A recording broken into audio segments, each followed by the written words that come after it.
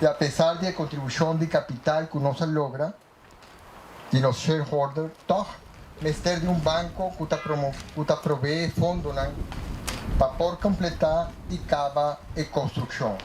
O dia de hoje nós está anunciar que o Caribbean Town haya financiamento do banco local RBC Bank para nós por construir, finalizar Caribbean Town. Está importante, está essencial que nós tenhamos suporte de banco para nós por completar nossa construção. Nós estamos muito contentes sobre nós anunciar que já acaba a construção, lo finalizar outro ano. E fase 1 e fase 2, e nós vamos cumprir com todo o contrato que nós já acaba a firma com os compradores. A intenção de que nós temos também para oferecer resto de gente que não compra, que está conhecendo Caribbean Town para vir visitar-nos, há mais informação para assim convencer mais de benefícios que o Caribbean Town pode dar. Nós afirmamos que o broker na luna de novembro a dezembro e me por visavo cada semana nós temos broker que está 13 clientes todo dia, basicamente. E nós está trabalhando muito bem com ele, está contente com ele. E me espera que nós por seguir crescendo clientes cerca de Caribbean Town. Porque Caribbean Town está consistido de 2 fases. Em total, nós temos 328 viviendas.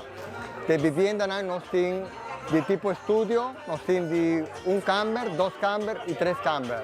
Que nós temos para diferentes tipos de style de gente. Tour units têm terraço. De maneira casa, tem seu porche, tem seu terraço. Tour units também com sua área de laundry, parte de cozinha, comedor, tem espaço recreativo também, tem espaço deportivo, e tem uma comunidade completa.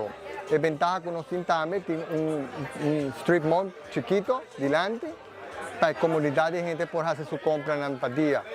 Nós temos componente de sustentabilidade, nós temos trash management, de acordo com o componente de sustentabilidade.